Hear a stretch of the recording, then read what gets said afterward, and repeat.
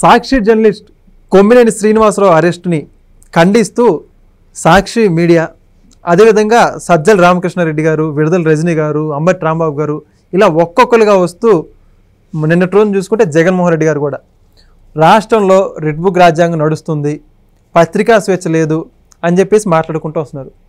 మరి ముఖ్యంగా సజ్జల రామకృష్ణారెడ్డి గారు ఒక అడుగు ముందుకేసి మళ్ళీ అదే అమరావతి మహిళలందరినీ కూడా పిశాచులు, రాక్షసులు అని చెప్పేసి కొన్ని పరుష పదజాలాలు ఉపయోగించడం జరుగుతోంది. మొత్తంగా ఇంకా వీళ్ళు ఎందుకు క్షమాపణలు చెప్పాల్సింది పోయి ఇంకా సమర్థించుకుంటూ వస్తున్నారు. ఇదే అంశానికి సంబంధించి మరిన్ని విషయాలు తెలుసుకుందాం. ప్రస్తుతం స్టూడియోలో మన ముందు ఉన్నారు జనసేన పార్టీ రాష్ట్ర అధికార ప్రతినిధి కోసంపల్లి శ్రీనివాస్ గారు. సార్ నమస్కారం అండి. ఓ పక్క రాష్ట్ర వ్యాప్తంగా మహిళలు వీళ్ళందరూ కూడా ఇంత పెద్ద ఎత్తున అరెస్టులు చేయాలి, ముందు క్షమాపణలు చెప్పండి అని చెప్పేసి మాట్లాడుకుంటూ వస్తుంటే, ఓ పక్క కొమ్మినేని శ్రీనివాసరావు గారేమో నాకు 70 సంవత్సరాలు ఎలా అరెస్ట్ చేస్తారని చెప్పి సమర్థించుకుంటున్నారు. జగన్మోహన్ రెడ్డి గారేమో అంతకుముందు చూసుకుంటే నాకు ఏ మీడియా లేదు, ఏ పత్రికలు అని చెప్పినా ఈరోజు కొమ్మినేని శ్రీనివాసరావు అరెస్ట్కి సంబంధించి ఆయనే స్వయంగా వచ్చి 70 ఏళ్ల వృద్ధుని అరెస్ట్ చేస్తారు, సాక్షి మీడియా ఏం తప్పు చేసిందని చెప్పి చెప్తున్నారు. అందరూ చెప్పేది ఏంటంటే యాంకర్ మాట్లాడిన దానికి, గెస్ట్ మాట్లాడిన దానికి, యాజమాన్యానికి ఏం సంబంధం చెప్పి చెప్పుకుంటున్నారు. సజ్జల రామకృష్ణారెడ్డి గారేమో పూర్తిగా జగన్ని, సాక్షి మీడియా టార్గెట్ చేశారని. అసలు వీళ్ళందరూ ఏం చేద్దాం అనుకుంటున్నారు? ఇంతవరకు దీనికి సంబంధించిన అభిప్రాయం ఉంటారు? సహజంగా ఒక డిబేట్స్ ఇప్పుడు మనం ఇద్దరం మాట్లాడుకుంటున్నాం. యాంకర్గా మీరు అడిగారు ప్రశ్న, నేను ఏదో సమాధానం చెప్తాను. నా వ్యాఖ్యలు పరుష పదజాలం ఉన్న సభ్యతా సంస్కారాలు ఏమన్నా లోపించినా ఇమీడియట్గా మీరు నన్ను ఆఫ్ చేయాలి, కట్ చేయాలి, ఇటువంటి మేము అలో చేయండి సార్ మా దాంట్లో అని చెప్పాలి. అది జరగకపోగా సన్నాయి నొక్కులు ఎక్కడి కొమ్మినేని అబ్బాయి మీ మీద ట్రోల్ చేస్తారు, ఇటువంటి వ్యాఖ్యలు చేస్తాయని అనేసి మాట్లాడాడు. ఆయన జర్నలిస్టే, మాట్లాడిన వ్యక్తి కూడా జర్నలిస్టే. నేను అంటుంది ఈ రోజున సజ్జల రామకృష్ణారెడ్డి గురించి మాట్లాడుతున్నాడు.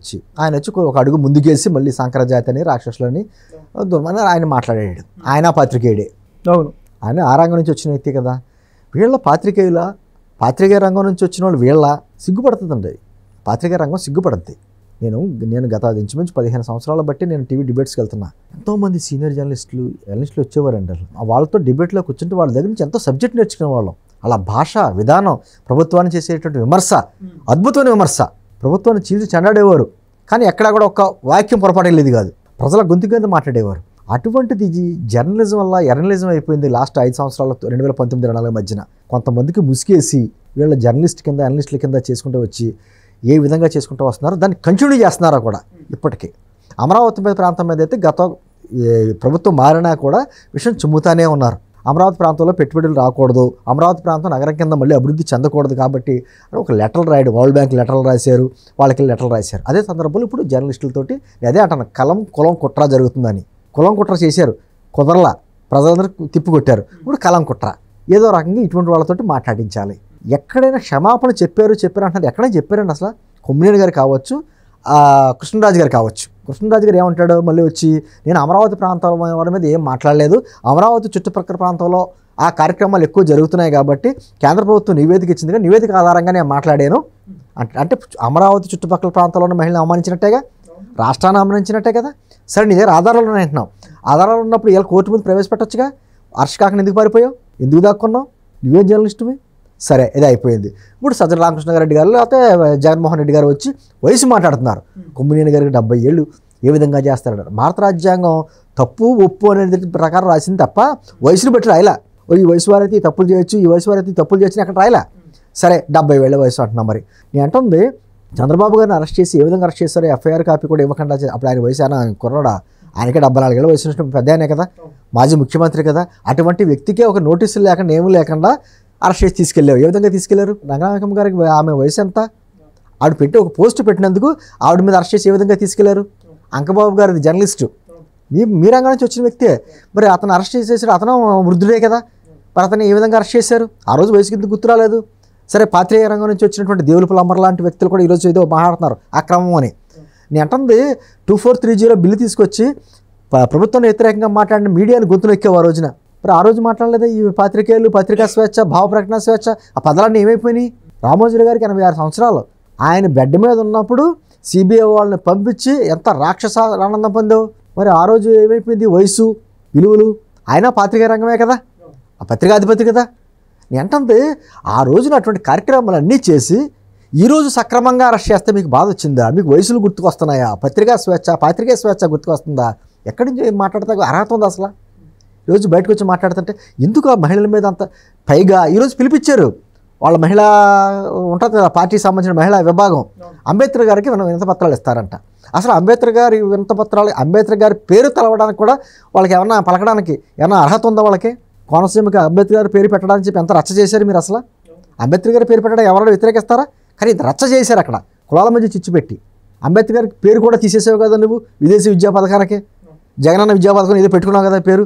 అంబేద్కర్ గారి మీద మీకేం గౌరవం ఉంది? ఆ పదం పలకడానికి కూడా అర్హత ఏముంది? నేను ఏమంటుందంటే వెంకట్, ఖచ్చితంగా ఒక పాత్రికేయులుగా ప్రజల తరపున మాట్లాడతారో ప్రభుత్వాన్ని విమర్శిస్తారు. విమర్శ సద్విమర్శగా ఉండాలి. ప్రభుత్వాలైన లోపాలుంటే ఎత్తి చూపాలి. అమరావతి ప్రాంతంలో ఏమైనా లోపాలుంటే ఎత్తి చూపండి. ఇన్ని వేల ఎకరాలా, అన్ని వేల ఎకరాల మాట్లాడండి. లేకపోతే తీసుకొచ్చేది రుణమా, లేకపోతేనేమో గ్రాంట్గా తీసుకొస్తున్నారా, మాట్లాడండి.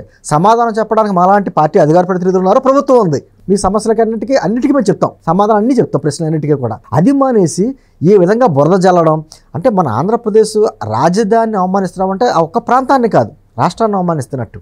మిగతా రాష్ట్రాల్లో ఎంత అద్భుతంగా చూసుకుంటారంటే, తెలంగాణ ఉద్యమం టైంలో ఎక్కువగా జరిగింది ఏంటి? హైదరాబాద్ మాకు కావాలనే, రాష్ట్రానికి తలకాయ లాంటిది రాజధాని అంటే.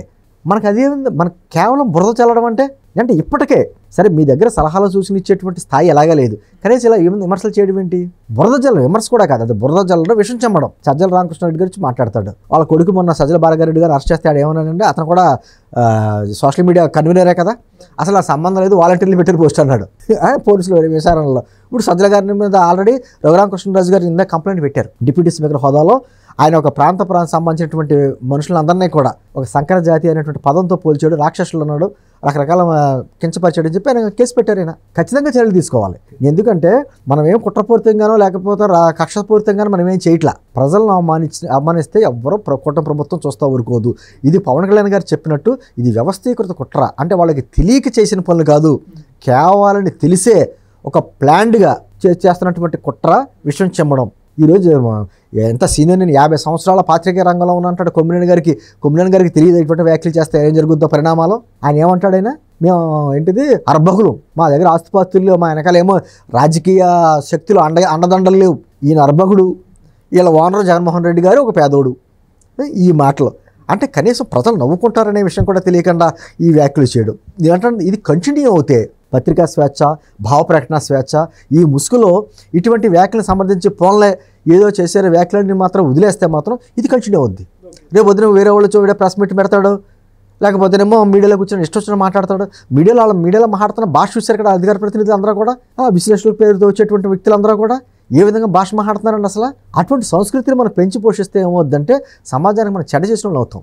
ఖచ్చితంగా సజ్జల రామకృష్ణారెడ్డిని కూడా ఇమీడియట్గా అరెస్ట్ చేయాలి. అటువంటి అలగా జాతి అనే పదం ఉపయోగించి మొత్తం ప్రాంతం ప్రజలందరినీ, మహిళలే కాదు మొత్తం ప్రజలందరూ అవమానకరంగా మాట్లాడే వ్యక్తిని ఖచ్చితంగా అరెస్ట్ చేయాలి, కఠినమైన శిక్ష కూడా విధించాలి. ఇలా వదిలేస్తే మాత్రం ఖచ్చితంగా ఇది అంత ప్రజాస్వామ్యానికి మంచిది కాదు, రాష్ట్రానికి కూడా తీవ్రమైనటువంటి అన్యాయం చేసిన వాళ్ళు అవుతాం. ఓకే, మరి వివి కృష్ణరాజు గారి పరిస్థితి అంటారు? ఖచ్చితంగా ఎక్కడ ఉంటాడండి కృష్ణరాజు గారు అని, ఎక్కడున్నా వెతికి పట్టుకొస్తారు. ఆయన చేసింది చిన్న తప్పు కాదు, తేనె తొట్ట కదిపినట్టు ఒక విధమైనటువంటి తప్పుడు కార్యక్రమం చేశాడు, తప్పుడు వ్యాఖ్యలు చేసి కూడా సమర్థించుకుంటున్నాడు. ఎక్కడా కూడా క్షమాపణలు చెప్పలేదు. క్షమాపణలు చెప్పకపోగా నేను అమరావతి ప్రాంతాన్ని అనలేదు, ఆ చుట్టుప్రక్కల ప్రాంతాల్లో జరుగుతున్నటువంటి కార్యక్రమాన్ని అన్నాను. మీరు ఆధారాలు చూపించు, కోర్టుకెళ్ళి చూపించు. మరి ఎందుకు దాక్కున్నావు? నేను దాన్ని చెప్తున్నాను అదే. ఖచ్చితంగా కృష్ణరాజు ఎక్కడున్నా తీసుకొస్తారు, చట్టం ముందు ఉంచోబెడతారు, చట్టం ప్రకారమే శిక్ష కూడా వేస్తారు. ఓకే, చాలా చక్కగా చెప్పారు sir, thank you. Please subscribe to Leo news for more videos.